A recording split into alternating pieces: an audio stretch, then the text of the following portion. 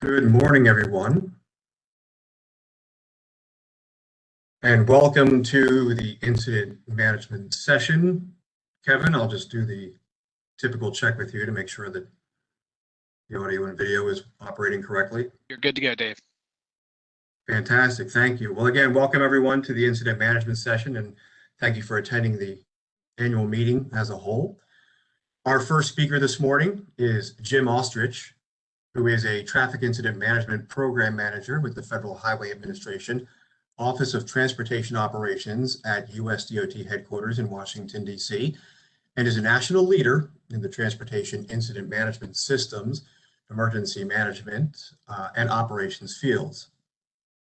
Jim brings a wealth of experience in all three of these disciplines with extensive work in the National Capital Region of Maryland, D.C., and Virginia, the District of Columbia Department of Transportation, the D.C. Metropolitan Police Department's Traffic Safety Special Enforcement Bureau, and now at the national level with everybody at FHWA.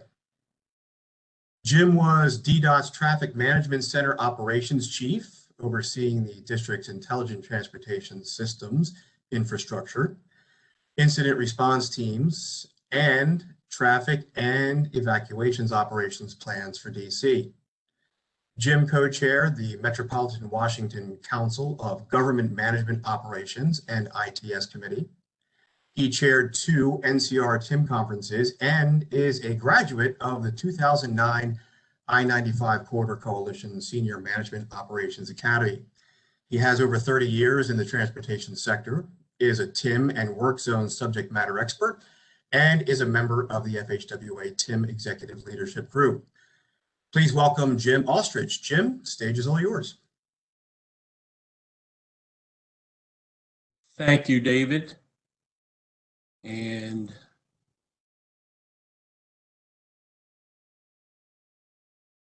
you see my screen here? Let me put it in. How's that? Okay.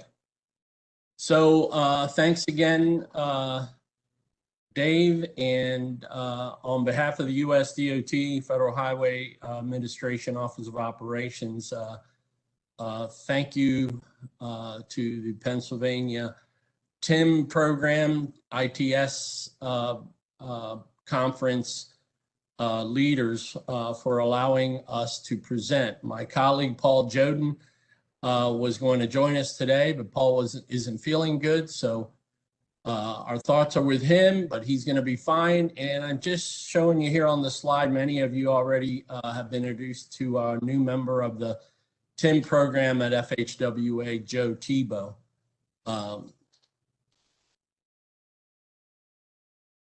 Today I'm going to be talking about the Everyday Count 6 program and the innovation that one of 7 that was chosen, which is the next generation TIM. This here comprises our team, as you see, Paul, Joe, myself, and of course our contract team. Some of you may know Katie and Grady and James Witherspoon, and of course Alex Duvall. So what's Everyday Counts? This has been around now for a number of years. And to give you some perspective, back for Everyday Counts 2, the Strategic Highway Research Program, the second, I should say, SHARP 2, was born from EDC 2 way back in 2012. And the TIM training, obviously, was part of that, and one of the cornerstone projects of the National TIM program at FHWA. EDC, basically, the funds that come from the EDC leadership group allows for the shortening of projects. It's all about enhancing roadway safety, of course, reducing congestion and/or integrating automation.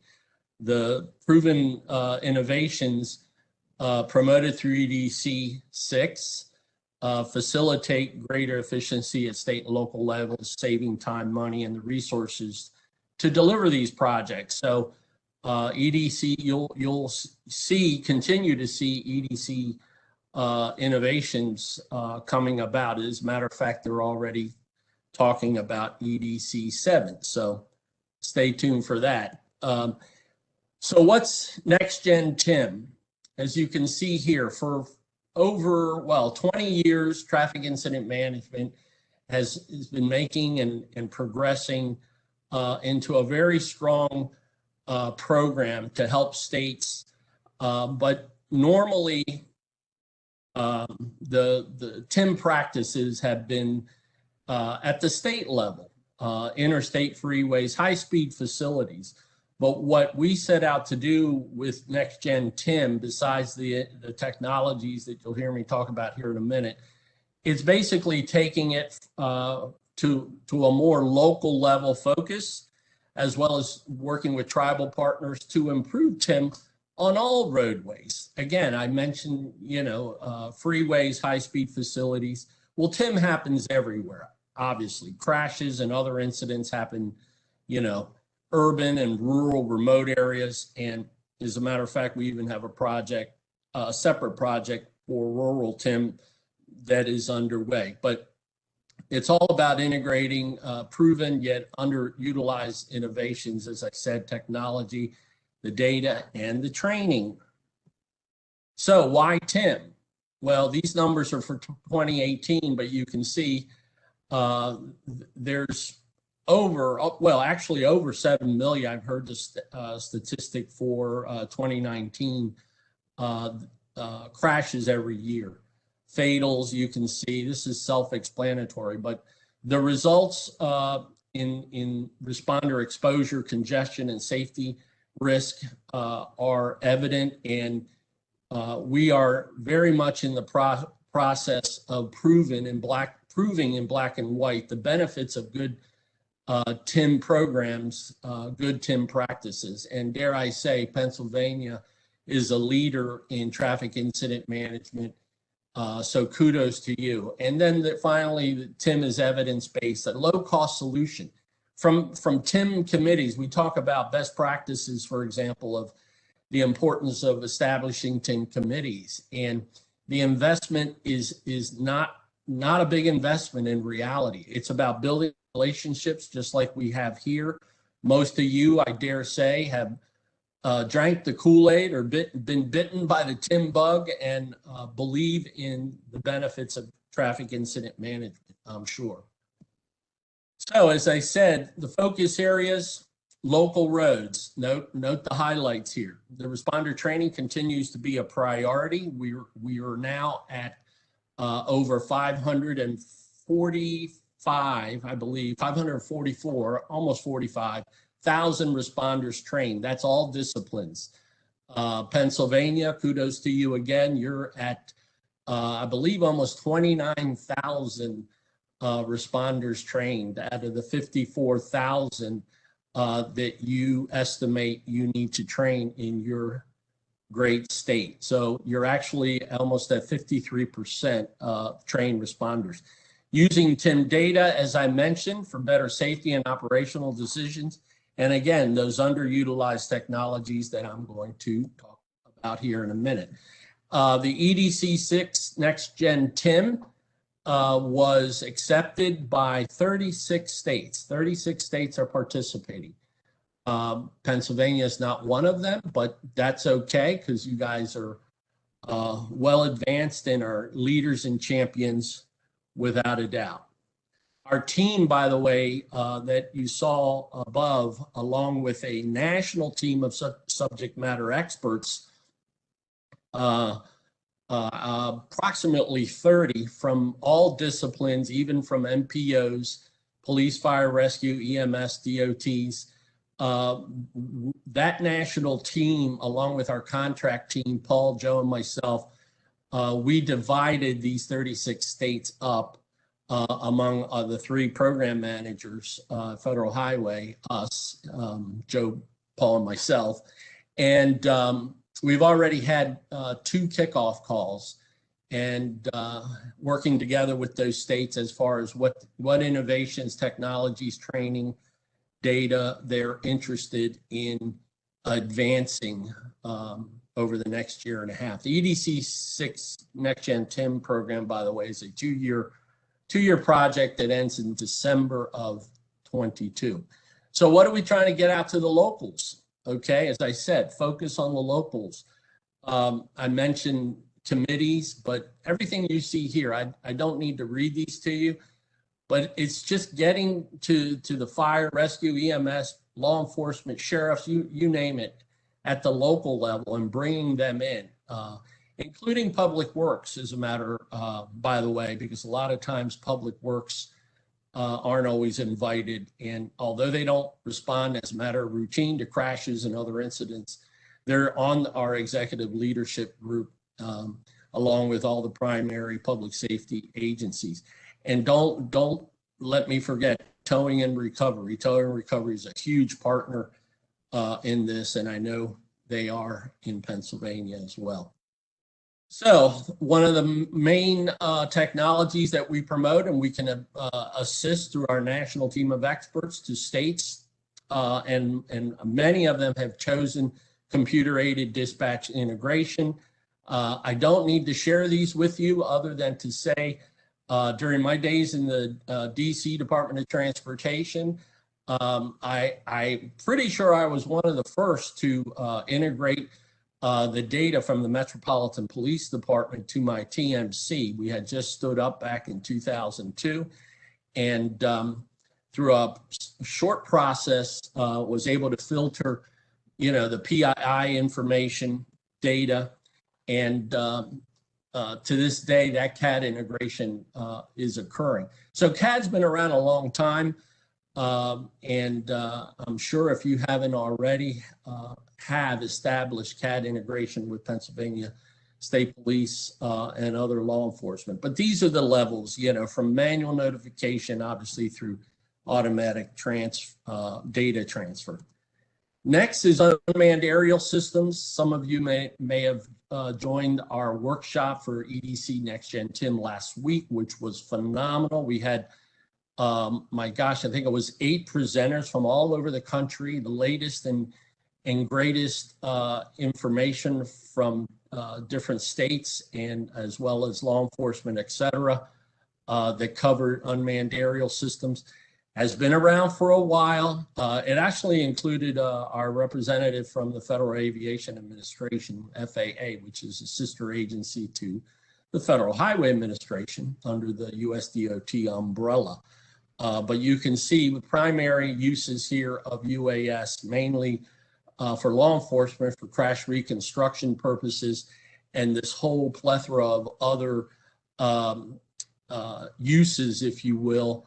And it is actually growing, and we have a number of officials on our team that can help the states start these types of programs, and I dare I say are very useful, whether UAS untethered as well as tethered unmanned aerial vehicles or drones. They ask us not to, at Federal Highway, not to use the term drone. So UAVs or UAS. Another technology is the video sharing piece. Pennsylvania may be doing this. I apologize, I'm not sure, through their service patrols. You can see here an example from Maryland State Highway Administration's emergency response team of vehicles.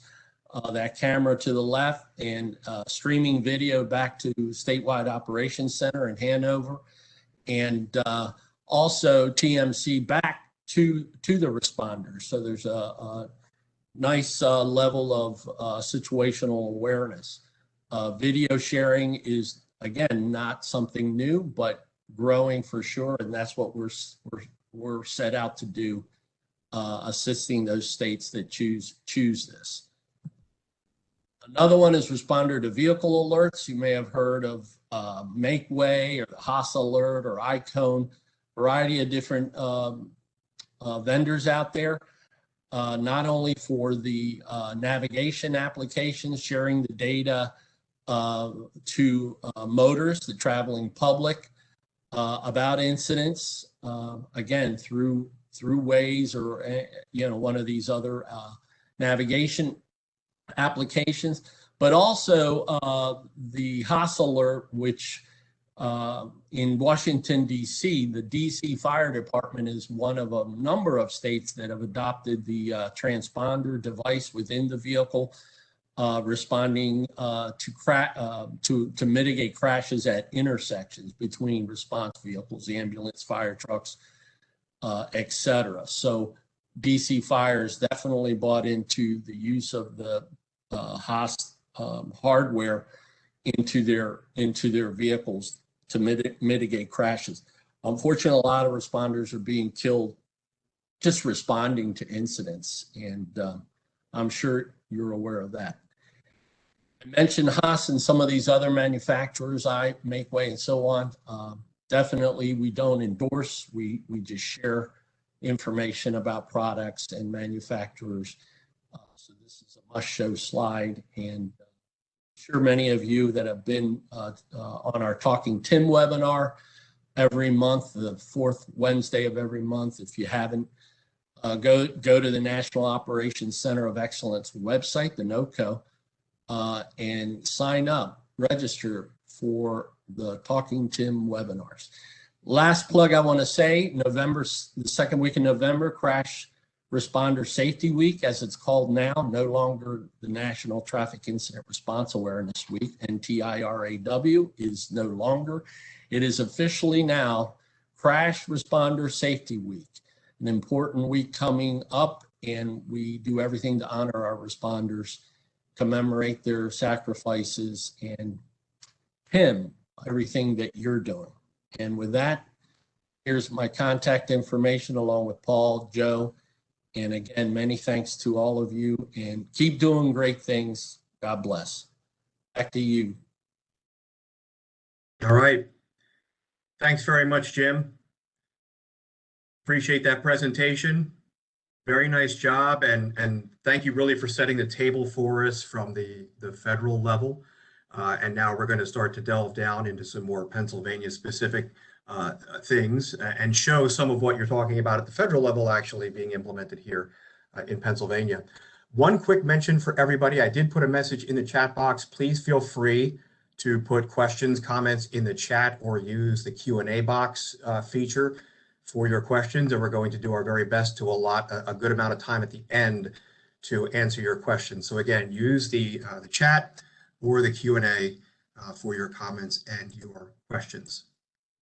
So with that said, time to bring on our next speaker, who is John Parker. John is a senior traffic operations manager at the Pennsylvania Turnpike Commission and serves as a liaison between information technology and traffic operations. His job duties consist of third-party integration, inclusion of crowdsourcing data, and new technologies for traffic operations. Prior to joining the Pennsylvania Turnpike Commission, John worked at PennDOT for 17 years, where he was responsible for the management of the statewide bridge program and IT projects for the program center. He oversaw developing the 12-year program for all federal monies for the Commonwealth. John also currently serves as a member of the Innovation Council for the PA Turnpike. So welcome, John Parker, and the stage is yours. Good morning, Dave. Can you see my presentation? Yes, sir, we can. Looks good. Okay. My name is John Parker. I'm from the PA Turnpike. I am a senior traffic operations manager, and my presentation is just going to be on what we're actually doing as far as incident management and our advances in technology and the crowdsourcing. So basically, I think what we need to look at is how we actually get to passenger vehicles and what the audience out there and the drivers are actually using to navigate our roadway. So we wanted to focus on a couple different avenues, the data sharing, and just look at what's out there and what we can use and what we have agreements with as far as the PA Turnpike. We wanted to focus on commercial, and we also want to focus on the commercial vehicles too. So this is just a quick stat kind of slide of, with a percentage of nav users and, who we're actually connected partners with. We are a connected partner with Waze, the Waze for Citizens program. We do share the accidents, work zones, and closures. And it's about 49.9 million users in the United States for Waze. Back in November of 2020, we got an agreement with Google Maps. They show our accidents live. Actually, believe it or not, they're showing up quicker in Google Maps than they are in Waze. But they also have our API feed for road closures, which they're working on. They haven't really done anything with yet. And again, you're dealing with a big, huge monster of Google, and it's kind of hard to get them to put our road closures and our work zones in. But we're working on that. We have some other avenues we're going through with the Transportation Eastern Coalition that we're going to try and work with Google to try and get all of our information in and other states' DOT's information into Google Maps better. And again, it's 125 million users, and about 58% of people that use use Google. Same thing with Apple Maps. We don't have an agreement with them, but they are testing our feed for accidents, road closures, and work zones. They say they're still working on it. Again, you're dealing with a big, huge navigation company there, but we're pushing, and if you guys can push different stuff out there. Again, this all has to do with crowdsourcing, data sharing agreement, getting the information and getting the information out to help incident management. For commercial vehicles, we're working with Trimble, DriveWise, and FreightWays. So with Trimble, they're in a lot of the ELD devices. We have to start getting into the electronic logging devices and their GPS units. So they're testing our API for accidents and road closures and work zones. They say probably late 2021, they're going to figure out how they can actually put it into some of these devices and start testing them out. DriveWise, we've been working with for 2019. Since 2019, they actually warn the truckers that have the ELDs and the DriveWise application where our dangerous curves are. We have about 12 to 14 different dangerous curves along the PA Turnpike that they're warned via DriveWise of the dangerous curves. FreightWays is something new. It's more of a data analytic freight data company. We shared our information with them. In the short term, they're just using it for research, but in the long term, they want to take our feed and actually put it in to their sonar map, which will probably be next year sometime.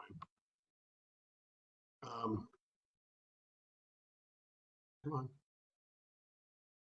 So our future connections. Just to go over some of our future connections, we got in contact with TruckerPath. It's the #1 downloaded trucker app. It's about 2 million different users that are using TruckerPath. They actually have our feed. They're testing it. And again, we want to reach out to the truckers. That's what we're trying to do and trying to push. They are very interested in their accidents and road closure and work zone feed because they want to get it out to their customers too. So that's a pretty good advancement for us. MapQuest, again, it's a navigation app. It doesn't have the the percentage of market, but there is people that still use MapQuest, believe it or not. So we were going to reach out to them. We had a meeting with GM probably about 2 or 3 months ago, and they're just starting to test our feed for in-vehicle just to see if they can use it and how they can use it. So that was a pretty good meeting for us. OnStar actually reached out to us. They have a safety app coming out in 2022. Now, again, you have to download their safety app, but it's not the OnStar in the car, but it's a safety app that they're going to implement. And they are just wanting to see our feed, see if they can integrate it somehow into their safety map. But again, they're looking for more DOTs and more entities out there that can provide them the information they need in order to, implement, the work zones, the accidents, and the road closures. And again, this all helps out incident management. So again, we're a Waze connected partner. I think everybody knows this. We share all our data with them. We receive our data from them. The nice thing about receiving the data from them, our TOC is now going to start to dispatch via Waze. We've had some tests that we've done. Todd Smith has reached out and actually dispatched via Waze. We've actually are starting to get to some of the incidents in the past month, a little bit quicker than actually the star 11 or the 911 call. So pretty good progress there. I like the way we're, if it's 2, 3, 4 minutes, whatever kind of minutes it is, that we can get on scene and either protect the individual or set up incident management, it's going to go a long way. So we can close a road in Waze. It's something, we have map editors. Our TOCs are map editors. We can set speed limits in Waze. The thing we've started doing it probably about in April sometime. We actually started a safety pop-up message, which was a huge success. I'll go into that in the detail a bit on that. So this is the work zone safety message for PTC. If you ever use Waze and you actually stop for 10 seconds, they call it a pop-up message. We actually customized this message. Waze reached out to us and MassDOT and said, hey, can you guys try this for us? So we're like, oh yeah, we'll try it, no problem. So in most cases, this is like a paid advertisement. You see like sheets pop up, or the local grocery store or whoever pops up if you're actually stopped for 10 seconds. The only way you're stopped for 10 seconds on the Turnpike is at a service plaza. So these are just at our service plazas. So when you stop at our service plaza and you're using Waze, it just comes up and it says, drive careful through a work zone, be aware of the construction workers while you're driving. And we actually have about 100,000 impressions that almost 100,000 people have actually saw this work zone. You can do different messages. There's a speed limit message. There's a seatbelt message. There's all kinds of different messages that Waze, there's about 6 different messages that you can do on this, but this is the one we kind of wanted to start out with. So what we're doing with Waze, we have it in a lot of our different programs. We have a Waze dashboard. We integrate Waze with our incident management timeline. We have an early warning detection tool where we take Waze, AccuWeather, and Interx data, and we split it up into half-mile sections. And we actually can monitor our roadway every 2 minutes. Kind of a neat, kind of different thing that we're doing with crowdsourcing. And again, this all goes back to helping incident management, making us aware of what's on the roadway. So operational dashboards, we have a lot of them. We integrate a lot of our crowdsourcing and a lot of our data, again, a lot of our data into a lot of what we're doing. We have Waze dashboards, alert warning detection I talked about, incident management tool, HAAs alerts. We have the digital alerts from HAAs that come in that are integrated into some of our dashboards, and HAAs actually has its own dashboard. A lot of different dashboards we use. The ribbon wall is kind of cool. If you ever come to the RTOC, you can see the whole entire main line and northeast extension, probably a 60-foot wall of what's going on the actual Turnpike. Really cool stuff. Our active incident window, if there isn't lane blocking anywhere on the Turnpike, our active incident window comes up and tells exactly what's happening. What's blocking the roadway, who's being dispatched, what the traffic looks like, if the HAAs alert's on, a lot of different cool stuff that we're integrating, again, to help incident management. And the Star app, again, mobile app with all incidents on the Turnpike, what's going on, and that's available internally. So I just want to go into the HAAs alerts.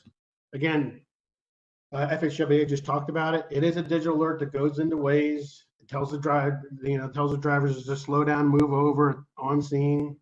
We have about 98 of them that are actually have the devices and are put into our safety vehicles and our MEWs, our maintenance guys that respond. And as soon as they turn the lights on, within 30 seconds, this goes out into Waze. The other about 45 different vehicles that we have are a portable unit, and that's a plug and play unit where you can take that device and you can put it into any vehicle. You plug it into the cigarette lighter, you turn it on, and you actually have a HAAs device in your vehicle. We wanted to use that because we didn't want to purchase 400 HAAs devices for all of our snow plows. So when they're going and doing moving and mobile work zones, they can take this with them and the HAAs alerts with them behind them. Kind of a cool, different thing. Again, it's a half-mile alert in Waze. We have about 2.8 million driver alerts over the first, it's almost a year and a half now. but that, that we're getting to people and telling people to slow down, and move over. Again, all incident management, all good stuff. Upcoming, we're going to integrate HAAs alerts into some of our DMS. If a vehicle is stopped ahead of that DMS, the DMS before it is going to automatically get that message and tell you to slow down and move over. We're going to integrate that into our ATMS system. So here's the device. Here's what it looks like. It's not hard to put in. Our mechanics put them in for themselves. It wasn't hard to do. Again, we have 97 hardwired, 44 mobile. We use them for our mobile work zones because our mobile work zones are out there between April and June. The cost of the unit is about $700 a unit, and it's about $1.95 a day. And I will tell you, it's worth it. It's worth it for the safety of those guys along the roadway. We have some of our towers that have purchased the HAAs after seeing it and seeing it work at the Turnpike. District 11 at PennDOT has reached out to us, the tunnel guys. I think they're going through a purchase of the HAAs units. And even internally, maintenance guys want more of the HAAs units. So it's kind of an interesting thing, different way of looking at it, different way of looking at crowdsourcing, but it's helping our guys out on the highway. So just the benefits, I'll go over real quick. In 2018, we had 30 accidents, 19 in 2019. We had 0 accidents in 2020. Again, it works. It's out there. It's helping us out. Another use we might use it in for this winter coming up is to try and use it in some of the snowplow trains, just to make sure people realize that there's no plow train ahead of them. Kind of an interesting way of looking at putting the HAAs alert out there. But again, there's a huge benefit to HAAs. Other things we have up our sleeve, camera sharing. I know FHWA went over it. We are going to start camera sharing with our towers. We have a pilot program with our towers, fire, and EMS that we're looking to do in the next couple months. We really honestly think if the towers see what's on the scene, they're going to bring the right equipment. Same with fire and EMS.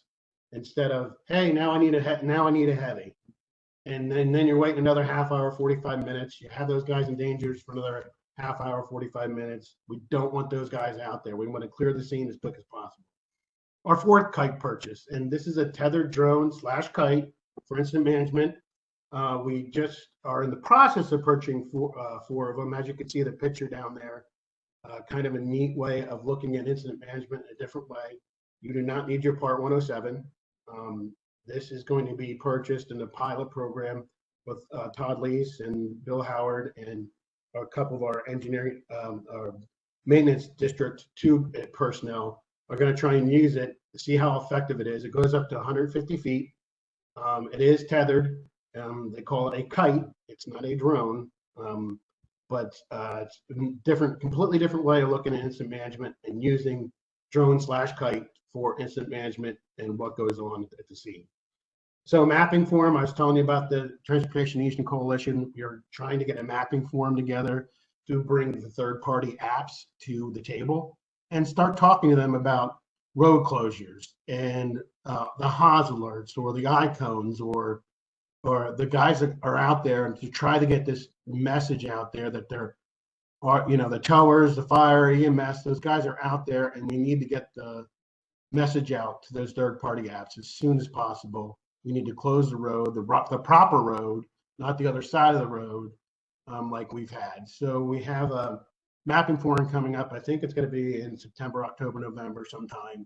And we're going to try and bring these, the Googles, the Waze, the Apples to the table and say, you guys need to help us out with this. This is a serious issue. The last thing is the data cable video call. Again, it's a video call that I can do on my phone, or I can do on the laptop, and I can call anybody's cell phone and I can use their cell phone at the incident. Something that the Turnpike is doing. So that's kind of everything up our sleeve as quick as I possibly can. If you guys need any more information, let me know. We're more than willing to share, our experiences with things, whether it be good or bad, but thank you. And again, I hope everybody remains safe out there. And, I think this is huge. Incident management is huge, and using DMS and using ITS, throughout PA, and just that whole entire coordination, and looking forward to using technology and crowdsourcing and whatever data we can use to help incident management. Thank you. All right, thank you very much, John. Great presentation. Appreciate you taking the time to be with us today. I do see some questions coming into the Q&A, but just a reminder for everyone to please feel free to put those questions in. Chris Flatt, I see you in there. We will make sure that we get to the questions at the end, and we'll direct them to the presenter that was on screen when the question was asked. So please don't be shy. Chat us up in the chat box or put things in the Q&A and let us know what's on your mind. So that brings us to our next presenter, which is Ryan McNary, who is a manager for traffic systems and performance at PennDOT Central Office. Ryan oversees PennDOT's traffic management systems that support 24/7 operation of PennDOT roadways, and he helped create the department's TISMO performance program. In 2021, PennDOT's TISMO performance program was awarded Best Project from the National Operations Center of Excellence. Ryan began work with PennDOT 14 years ago and has a bachelor's degree in geography and planning from Westchester University. So please welcome Ryan. The stage is all yours, sir. Can you hear me? Yes, we can. We can hear you and see you. Looking good. Great. So thanks for the introduction, Dave. So Ryan McNary, once again, so my office manages the traffic management systems, and then all the data that we ingest either or create or ingest from third-party vendors. So we take that data and we look at it from a performance perspective, what you heard in the introduction for the TISMO. So basically, I'm going to take a little different approach than what you just heard from John. So basically, we are involved with John on a lot of those different topics that he talked about, specifically with the Eastern Transportation Coalition. We want to get that data out there and the crowdsource information as quickly as possible. But where I wanted to focus today is setting that stage, setting that baseline on defining incident timelines and the milestones with the data and what we've done. Looking at our crowdsourced real-time incident timeline right now that we have available for internally with our traffic management centers. And then hot off the press, we actually are live with our new video sharing application as of last week for PennDOT TIM partners. So we're working on a rollout plan for that right now, but we're utilizing the Maryland and the Virginia and the DC solution, MView. So to get into it, going to preface this, so any data you're going to see in here is all coming from that traffic operations analytics database. So what you can see in front of you, bulleted on the left, and then the Waze data, and then the crowdsource incident data and speed data coming from INRIX. So we have all of our crash records, our road condition reporting system, our maintenance database to understand where those projects are occurring, the weather station information, the traffic counter, our ATMS DMS history, and then we're all of our ITS device locations. So that's approximately 50 terabytes or more data that consistently grows when we get new INRIX data coming in and the Waze data. Those are the big data partners. But if you're interested in seeing any of this information that I'm going to talk about, you can look at our website. So you can just Google PennDOT TISMO, and it's in the report section on the right-hand side.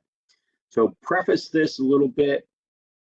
All analysis you're going to see here is on our core roadway network. So that's that 4,000 miles of roadway in white you see there. John just talked about the green roads and everything they're doing. You can see the dots, those are our traffic management centers, where we have, either full-time 24/7 or some daylight hours. But on the graph on the right-hand side, that is a kind of a breakdown of that core roadway network percentage by region and the various responsibility. Why I hone in on that, this is kind of our basis of understanding. It's setting a good statistical subset where we can eventually roll that out to our local roads or our major or lesser arterials to understand how it's working. So all the information you're going to see has been designed to be scalable. So we have the ability to look at this information down to municipality, certain corridor or roadway, and things along those lines. So we're going to set that baseline for our TIM responders from the PennDOT perspective or the municipality perspective, the fire perspective, the police perspective, with data-driven incident timelines. And one thing that having all this information correlated has given us the ability to share and compare over the year how we're doing. You know, pretty simple. I think everybody understands what the incident and clearance time is, but that's when the incident occurs or is detected and it is verified, and then responders leave that scene.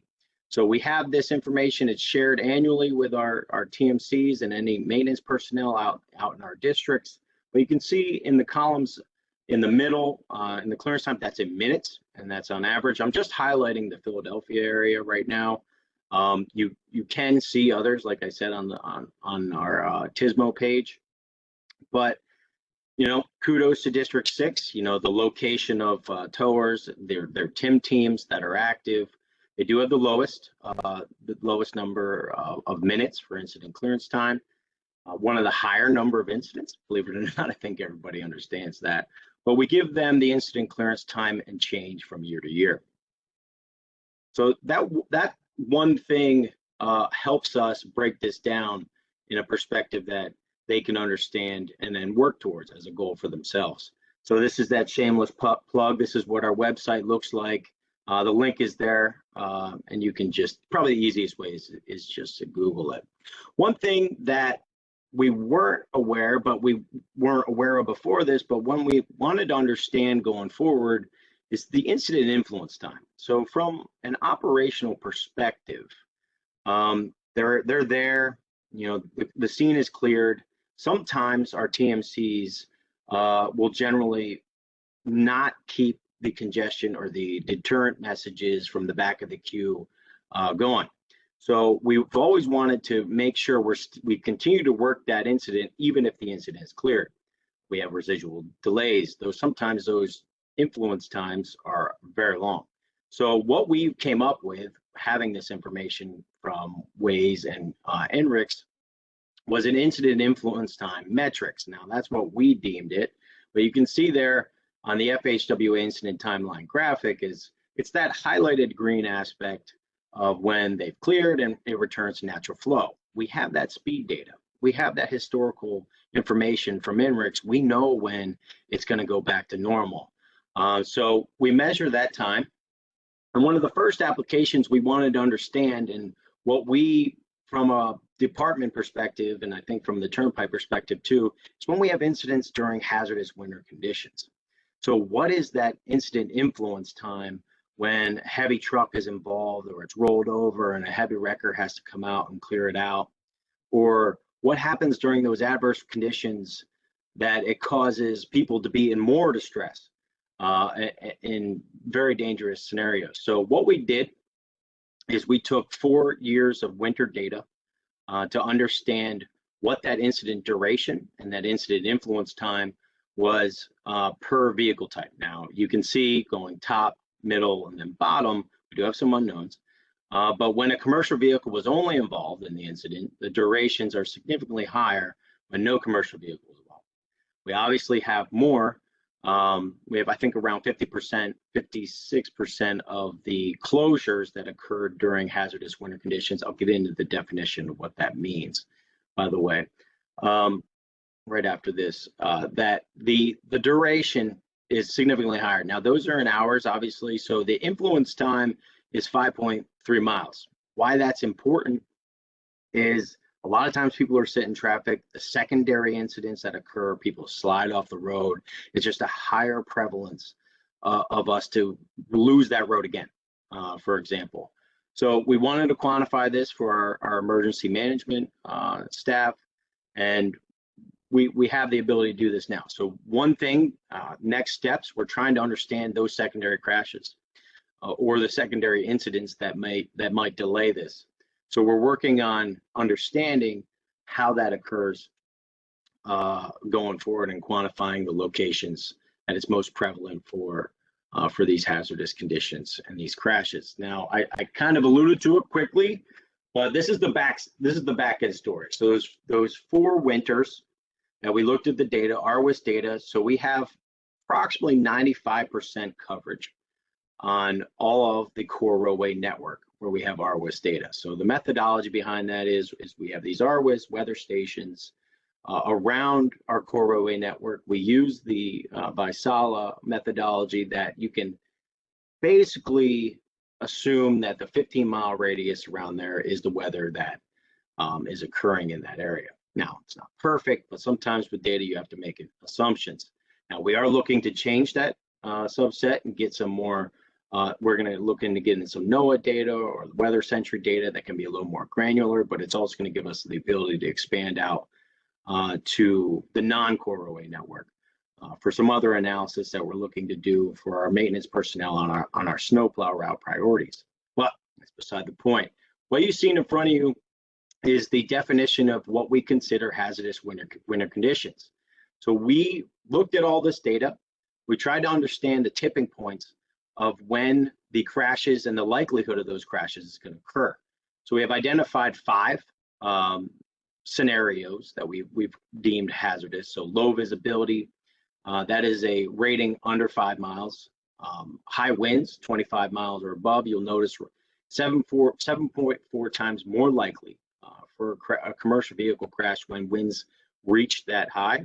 You know, we had that tropical storm coming through, and I was talking to my ops guys, I think it was a few weeks ago, and we only had one record of 25 miles per hour that occurred in the state. So it's rare. So we want to make sure we get that messaging out on our DMS around the state where we have that high risk scenario. So freezing surfaces, so it's a non-dry road surface, and then any surface temperature under 33 degrees. Freezing rain, pretty self-explanatory. And then slippery surfaces uses a kind of proprietary algorithm from Vaisala where it looks at grip of the roadway. And then we use an air temperature under 40. So like I said, this is how we defined it. We're hoping to automate protection messaging specifically for whiteouts. We did have the ability to define what a whiteout condition is right now. We're tweaking it a bit. We're going to be piloting it this winter, hopefully up on I-80 in a partnership with District 2, their traffic management center. So our goal is to eventually automate this, but we don't have that capability at this current time in our ATMS platform. So that was kind of putting data behind the incident timeline. Now we're going to look at a crowdsource incident timeline that we've generated in our Crowdsource Incident App. Now, I've shared this in the past in other ITSPA meetings, and so I'm not going to get into it too much, but as it relates to Tim, we're hoping eventually we can have this available to other public partners that are involved in this. Now, we're looking into the level of effort that we can actually release this app outside of our internal network. I've had the scoping conversations with our OA IT team. But what you're seeing in front of you is an app that we generated in-house, you know, that I scoped with our IT professionals from day one, that we built for our TMCs. So it might be a little hard for you to see in front of you, but it's basically a news feed. It tells you from all those data points from Waze, our internal RCRS system, and INRIX, where they have slowdowns that need to be investigated and when they meet certain thresholds. Now, the key thing that I wanted to focus in on was the incident timeline. So we get all these iterations from INRIX where and when the back of the queues are occurring. So that's important. That's a different data set. It's a different data record. All we did was have the ability to visualize it on a Google map or Google traffic layer map. Now, we did purchase an API for Google Traffic so we can have it in here. But you can see the heads and tails might be a little busy on this slide, but it shows up as 2 points on the slide, but then you can see the active traffic via Google Traffic, but then you have a slider bar here at the top to see where that head and tail congestion was in real time. Now, why that's important is our responses actually actively working out there? Do we need to continue with our messaging in real time? Do we still have this event, but even though the incident is clear? Are our detours working? But our cameras on here too, so they can actually click on those areas in this application. But you know, that's kind of a secondary. They have other camera apps at the TMCs that they can look at. But that's the real-time incident timeline. One feature we recently added is you can search them now. You can go back and look at them for after-action reviews, understand where the heads and tails of congestion were from those crowdsourced data timestamps. So you can filter by a variety of different date ranges, districts, the severity level that came from those crowdsourced providers, and it'll give you that information so you can pull it out and just add it as an additional source to anybody that has an after action review for a work zone, for example, a weather event, or a major crash. So moving on to the other kind of main thing that FHWA was hoping for in Pennsylvania. He wasn't sure if we're doing it yet. We've been working on this for about a year now. We had some legal hiccups, like a lot of things, but we finally got there. So we have a circuit installed down in Maryland, and we wanted to focus in on the success story. So we had a conversation with Maryland, Rick Dye, about last year, you know, maybe around this time, a little before, and we were talking about MView. And I've heard about it. He's given presentations at some other conferences that I've been the moderator at. And then we started talking the financials, and it just seemed like a no-brainer for us. We have a problem where we have a jurisdiction in the entire state. Sharing our video becomes a cost problem.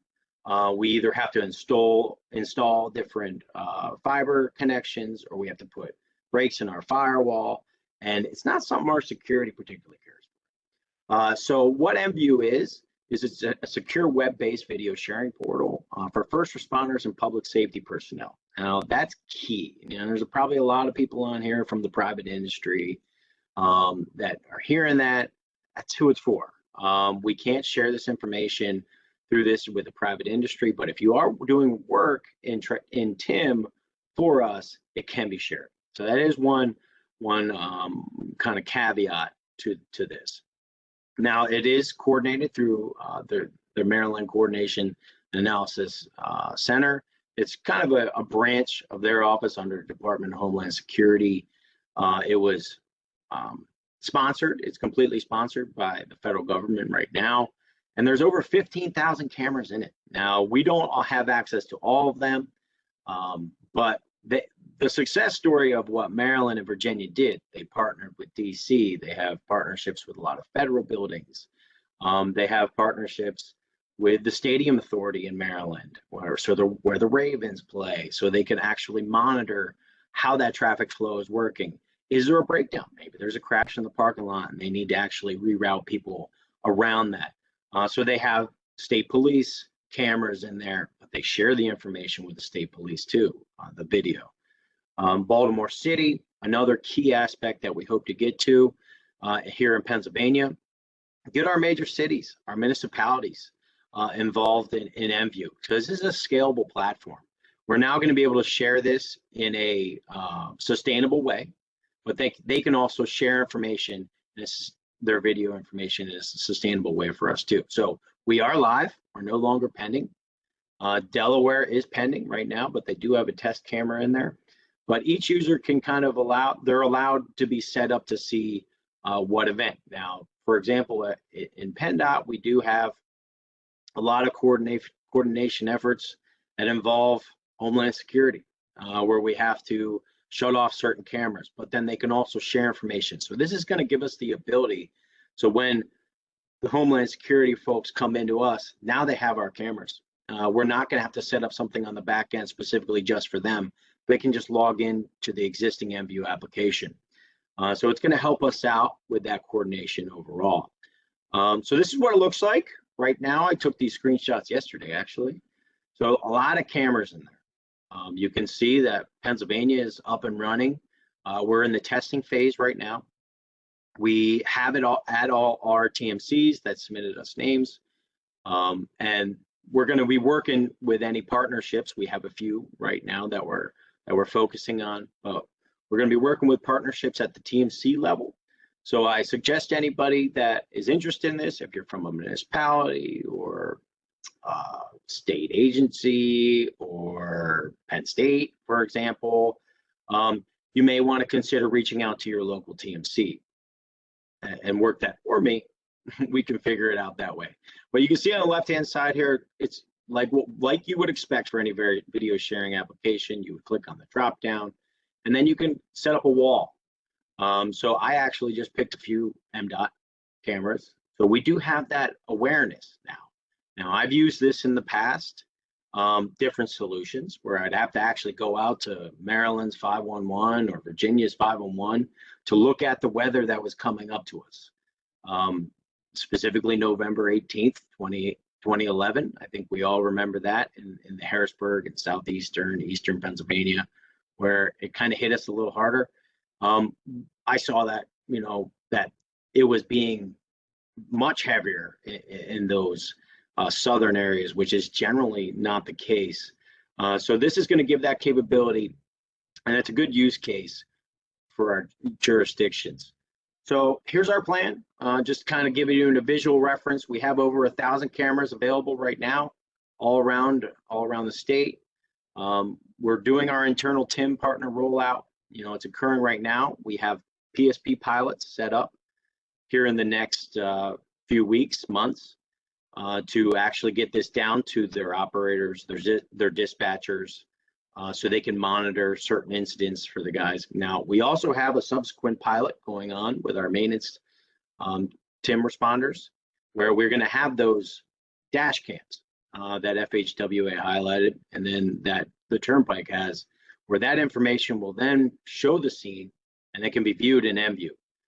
So portable cameras for those individuals that would want to see that in real time. So the whole goal here is to improve situational awareness for our TIM partners, but then I also mentioned the emergency weather aspect to this. And then finally, we're going to grow those partnerships as they come with, the major municipalities, minor municipalities, cities, first responders, and then any sports complexes that have, large events that have cameras, and then we would want to understand and possibly help with that traffic mitigation. So those were kind of the three areas that I wanted to cover from the PennDOT perspective. And I just want to thank everybody for having me. Thanks very much, Ryan. Excellent presentation. I think that from a data perspective for planning to real-time situational awareness to actual real-time decision-making at incident scenes, I think you really have it covered with all the work that you guys have done. So thanks again for presenting that today. Again, a reminder, if you have any questions for any of the presenters so far, please don't hesitate to use the Q&A box or put some information in the chat box for us as well. So we're going to continue forward here. We have a slight agenda change. Unfortunately, Todd Leiss at the last moment was unavailable to join us today. So he asked me to pinch hit for him. So I am going to take the con here and roll forward with Todd's presentation on Pennsylvania Traffic Incident Management Enhancement. So I will go ahead and share my screen. And it looks like we are in good shape. Kevin Hunt, if you could verify that for me, that would be great. Yes, you look good, Dave. Excellent. Thanks very much. So what Todd was going to present today again is what we call PennTime, Pennsylvania Traffic Incident Management Enhancement. And basically wanted to go over this program with you and take everything that you've heard so far this morning from the federal level down through some of the initiatives that PennDOT and the Turnpike are working on at the state agency level. All of the things that you've heard today in one way, shape, or form end up landing at PennTime's door. Like Jim mentioned from Federal Highway in his presentation, there are too many responders being killed in struck-by incidents out on the roadway, 44 in 2019, 46 in 2020, and we are on pace to eclipse that, hopefully not. Here in 2021, we have lost 43 year to date here in 2021, and we are looking to make that stop. We want to render presentations like this obsolete. We want to render these types of displays that you see here. This is outside the Turnpike Commission with struck by line of duty deaths on the roadway. We want to really bring this to a close as quickly as we possibly can.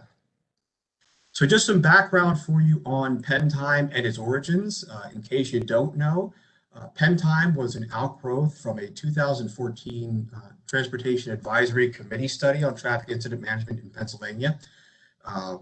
As so often happens with studies, they get shelved and collect dust, but this one got a lot of traction, and the decision was made by the TAC to really push forward with emphasizing traffic incident management, which then led to the statewide TIM Summit in November of 2016, which occurred at PIMA's headquarters and had quite a turnout, not only from Pennsylvania agencies, but a series of guest speakers from outside the state as well, with TIM practitioners bringing their stories, best practices for Pennsylvania to review and potentially adopt. So the summit really, again, had a lot of guest presentations and speakers that talked about the importance of TIM and the current state of play of TIM back in 2016. We heard from a survivor story from the Lionville Fire Department, which is really an incident that is the flashpoint for the development of advancing traffic incident management in Pennsylvania. We looked at the TAC study and then had some breakout sessions to look at some recommendations and start prioritizing some of the initiatives that we'd like to start moving forward with TIM. That then yielded the priority action items in this list. Establish the pen time program, get an executive statewide incident management panel, get a joint operational policy out on the street with basically a play nice agreement that the agencies in the Commonwealth are going to work together and train together to advance TIM. And then, like I mentioned, the joint training and improve the driver education and outreach. So each one of these were recommendations that came out of the TAC study. And I'm happy to say that everything on this list over the last 4 to 5 years has advanced, some more significantly than others, to be sure, but they all are on the radar and they are all being accounted for and they are all moving forward. So the organizational structure here, again, we established the statewide TIM panel at the executive level, and then a statewide TIM panel where the bulk of the work gets done sort of on a day-to-day basis. We have our regional TIM team section, and then of course the statewide TIM committees, which we're going to get into a little bit more here and talk a little bit more about those a little bit later on. The joint operational policy, or as like I said, that play nice document was adopted by multiple agencies throughout the state, basically laying out the goals for TIM in Pennsylvania and some of the things that we want to do.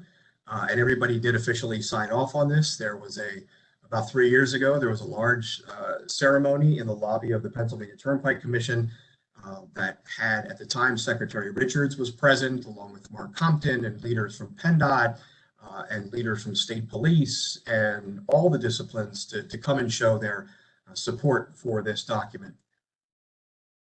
And this is just another little look at some of the legal ease that was involved here with getting this developed. So looking at some of the program accomplishments, Pen Time was formally established in 2017. We have numerous achievements under our belt at this point. We have the official Pen Time website. If anybody wants to check it out, you can go to pentime.com. We have a great social media presence, especially on Facebook, with about 4,000 members, I believe, on the Pen Time Facebook group.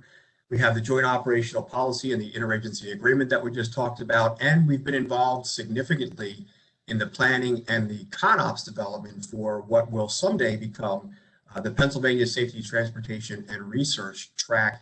And that also has a website. It's called PennStart. If you want to look for it on Google, you can go to the PennStart website and see what that's going to be. But in a nutshell, that is going to build upon the initial idea of having a track that would be for traffic incident management training and blow that entire concept up to a sort of an all hazards, all services type of track where it's not only traffic incident management training, but there would be tolling technology testing, automated connected vehicle testing, and all sorts of different things that would keep that track viable and running pretty much every day of the year. So taking a quick look at the committees that make up the Penn Time structure, we have training, technology, public education and outreach, our legislative affairs group, TIM Task Force Development, and our towing and recovery committee. A number of the people on this panel today, and certainly at the meeting today, are involved with these groups, some in chair positions, and have been so for quite a while. So we always thank them for their support and helping us lead the charge in these critical areas.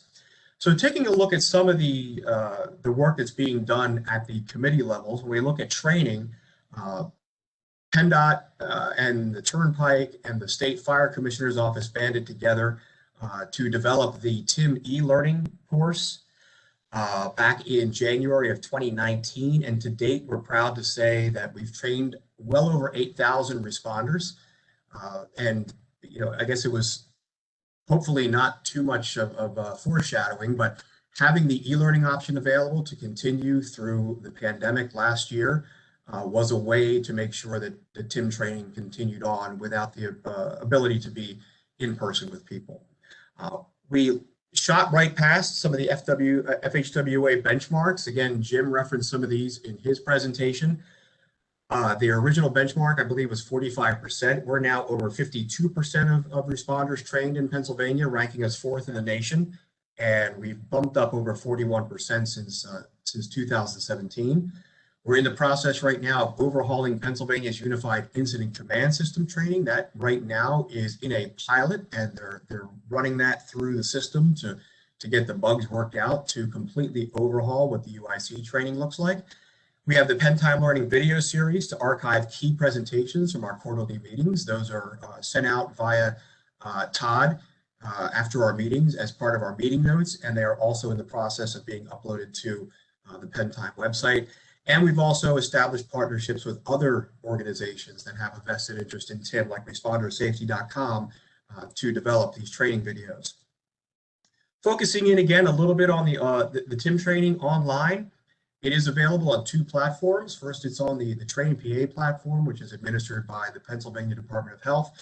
And we also have it on the Pennsylvania Virtual Training Network, which is servicing municipal law enforcement.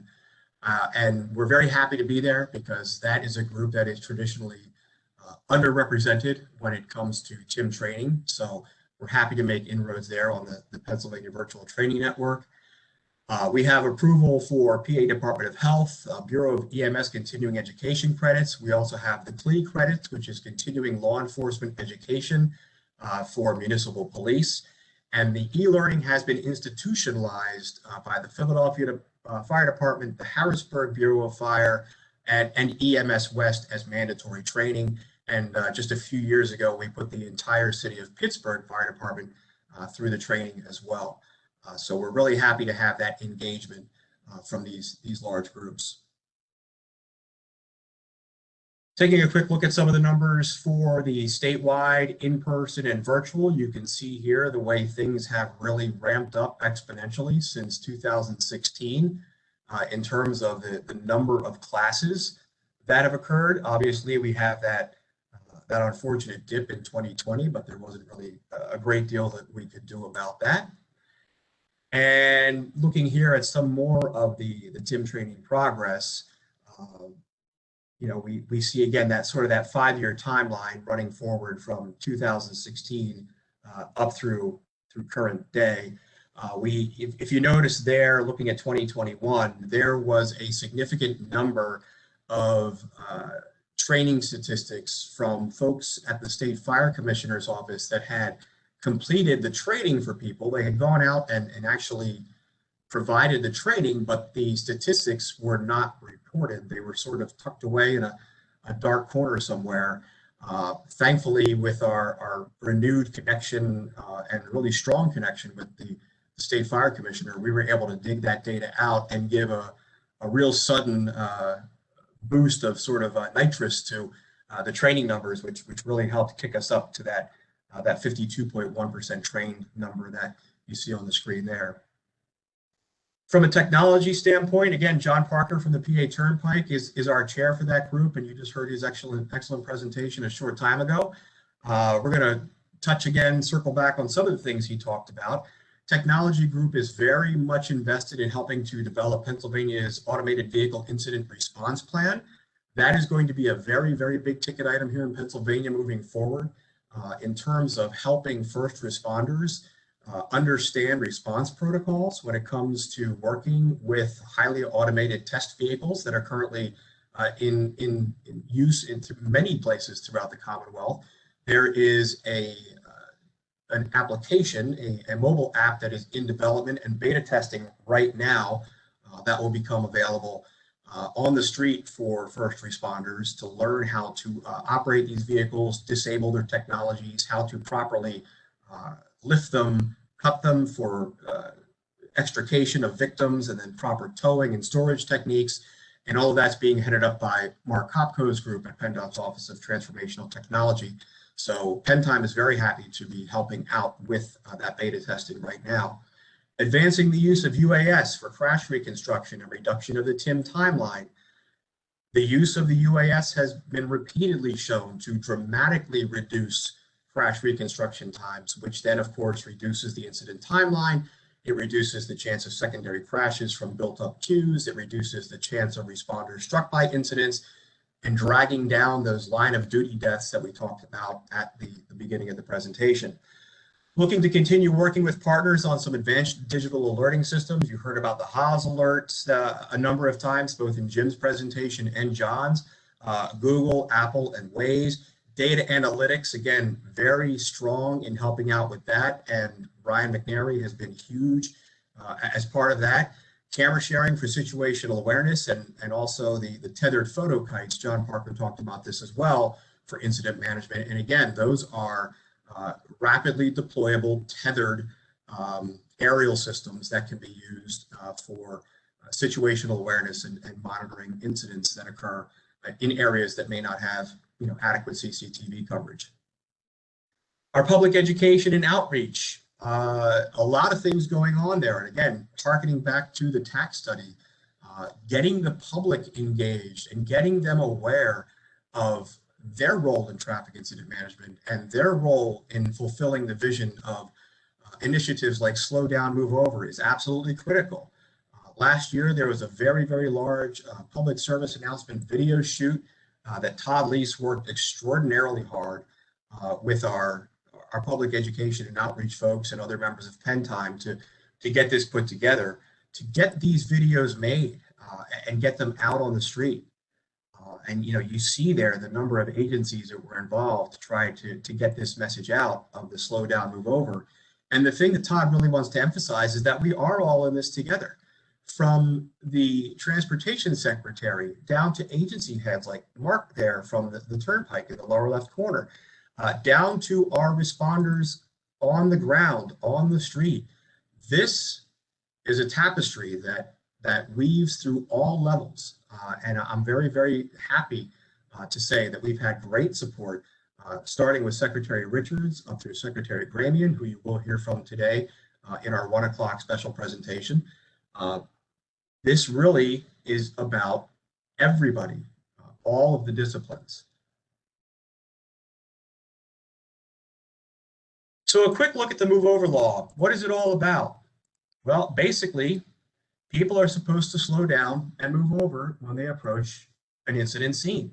Far too often, this is where our problems are occurring, that people are failing to slow down or move over while responders are operating on the roadway, and the end result is often not good. And we're going to touch on a little bit more of that in a little bit. Some key partnerships. We talked about some other agencies that we're working with. ResponderSafety.com, another great resource and a great partner for PennTime to get the word out when it comes to public engagement, both for the general public and for the responder communities at large. Casey Feldman Foundation, End Distracted Driving at ndd.org. This is a private citizen whose daughter was killed. I believe she was only 21 years old while she was out with her disabled vehicle on the roadway, and she was struck and killed. And he has now taken up the mantle of trying to help end the problem of distracted driving. Highway Safety Network and AAA, again, getting the messaging out. These organizations have large membership bases, and having them carry the torch is a huge benefit to us.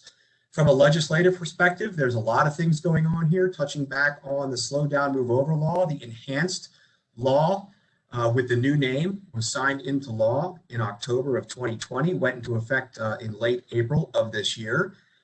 And it is now known as the move over law. It used to be called steer clear, but that message was a little bit muddled with that name because most states in the United States refer to it as move over. So now Pennsylvania is now aligned, and we have sort of a consistent part of a consistent nationwide message for moving over.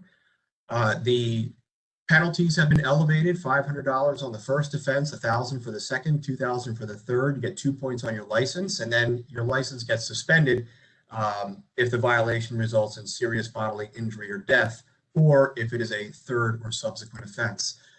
Some new aspects to the law that just went into effect at the end of April. You can't always move over, but if you can't, you do have to slow down. And the way the wording reads is you need to reduce your speed to no more than 20 miles per hour less than the posted speed limit.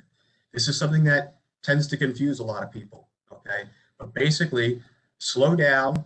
Don't slow down more than 20 miles per hour, or else you could sort of cause a secondary incident to occur if you're going too slow. But they want that up to 20 miles per hour slower if you cannot move over and give an extra lane for the responders to work. Also, some updating on the markings. Disabled vehicles are now being mandated to use at least 2 of the following markings. At least their hazard signal lamps, some caution signs or other traffic control devices, or road flares. And this is just to look at a one sheet that's been produced to help get the slow down, move over message out. This is available for anybody who wants it. It often gets distributed at a lot of the meetings that we held and a lot of the trainings that we hold as well. TIM task forces, this is a huge effort in the Commonwealth, and we thank our task force leaders in the Eastern region, Chris King, Justin Neff at Delaware Valley Regional Planning Commission, all of our groups that are developing in the Central region with TCRPC and others. And then out in the West, we have Josh Spano with leading up the charge with Southwest Pennsylvania Commission.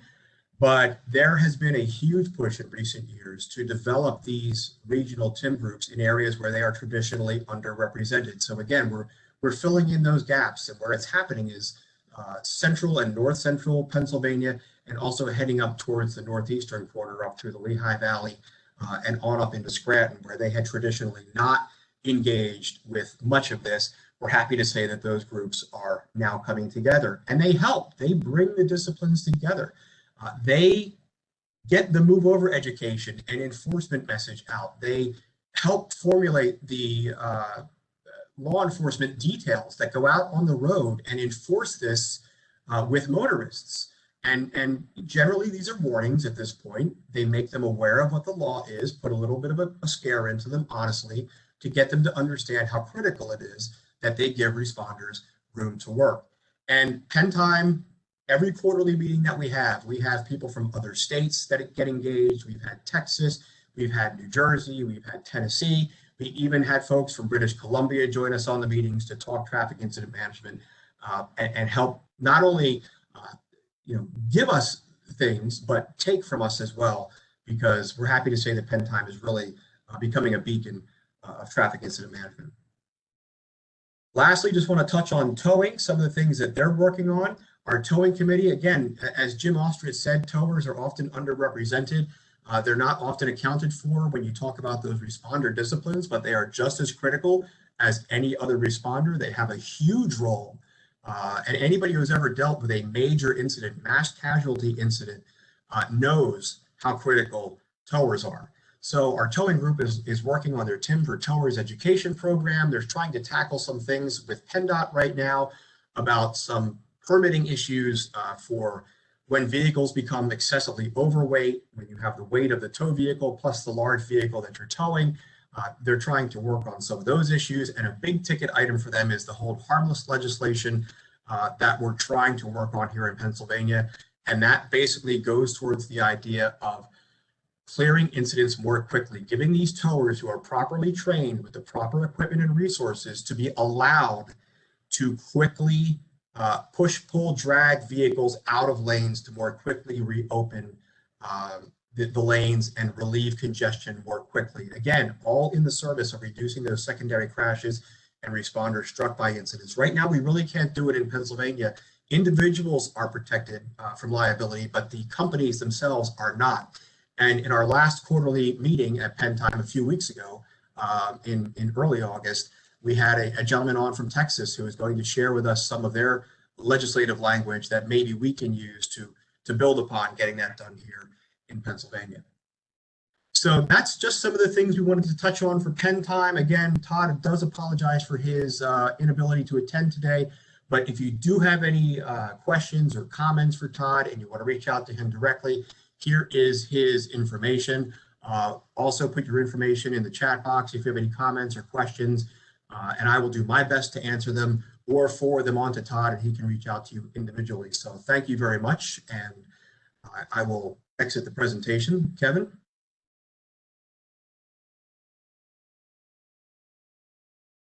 So now that we are done with that, let's take a look at some of the questions. And for that, I'm going to turn it over to my colleague, Chris Freilinger, if he could unmute. And we'll go through getting some of these questions answered here for you in the last few minutes that we have. Sure thing. Thanks, Dave.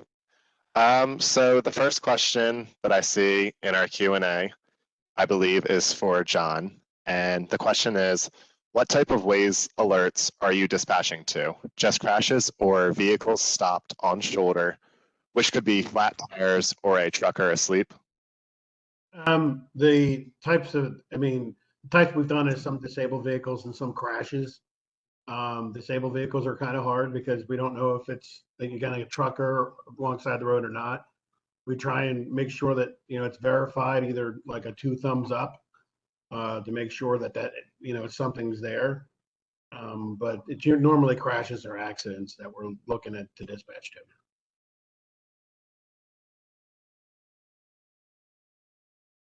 Perfect. Thank you.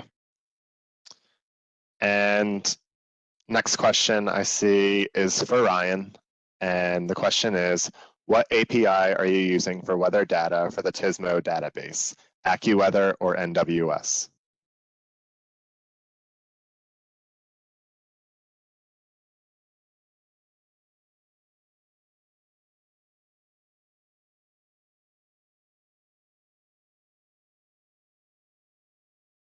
Not sure, Ryan, if you were on mute. I'm unable to hear you.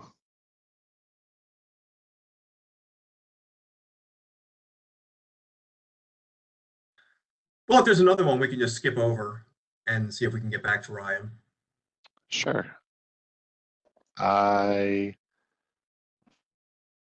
do not see any other questions at this time in the Q&A chat box. I believe those are the only 2 at this time. I will scan There is through the one in chat. there. I think there is one in there about, is the Turnpike considering selling data to OEMs or app providers? And that might be for, I would assume that's for John. Yeah, I don't know if we're considering that or not. We probably could, but again, a lot of our third-party data is not really owned by us. Right. It's just stuff that we bring in. So, but if our CAD's data, or I don't know if anybody would be interested in that or not, but it's an interesting point that I could bring up. Okay, and I saw, yeah, it was also answered verbally. Thank you, Kevin, for throwing that in there. My mistake. I missed the A to the Q. Ryan McNary, do we have you back? Yes, sorry about that.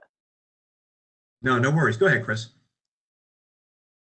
Okay, so the question for Ryan was, what API are you using for weather data for TSMO database, AccuWeather, or NWS?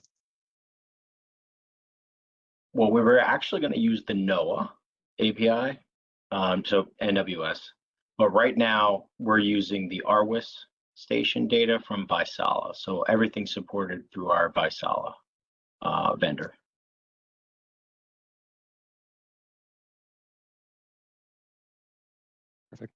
Thank you. All right. So it looks like that concludes the questions. I'd like to thank everybody for attending the session today, but we have a couple of things to finish here in the last couple of minutes before we let you go for lunch.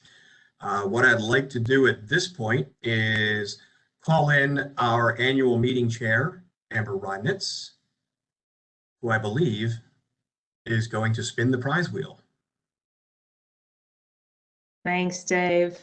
You're welcome. I will here in a second. I'll tell you what, it's quite fun watching these attendance numbers go up and down and up and down throughout the entire session. So if you bear with me for 1 second while I get everybody's name added to a list. Sure. While you're adding that in, I do just want to remind everybody to please make sure you return at 1 o'clock. We will have a special guest speaker. Pennsylvania Secretary of Transportation Ramian will be with us at 1. So make sure that you take a nice lunch break and then get back to us at 1 o'clock. And it looks like the wheel is ready to go. It is. All right, so what we're raffling off for this session, Drive Engineering sponsored 2 $100 Visa cash cards. So we will be picking 2 winners after this session. So fingers crossed, you guys.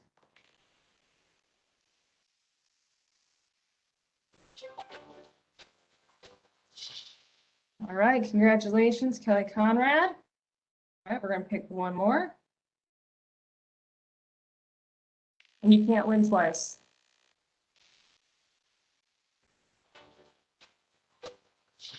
Michael Crowley, I will be contacting you guys via your registration email with the information for these prizes. Outstanding. Well, thanks again to everybody for attending this session. I think we kicked off in fine fashion today. Amber, is there anything else you'd like to add as our chair before we conclude? No, we just have a lot more prizes to give away, so make sure you attend all of our sessions and stick through to the end for that opportunity. Like Jenny mentioned in the beginning, we've got over $1,300 worth of prizes to give away. Excellent. Well, thank you again, everyone, and please enjoy the rest of the meeting, and we will see you back at 1 o'clock for Secretary Ramian. Thank you.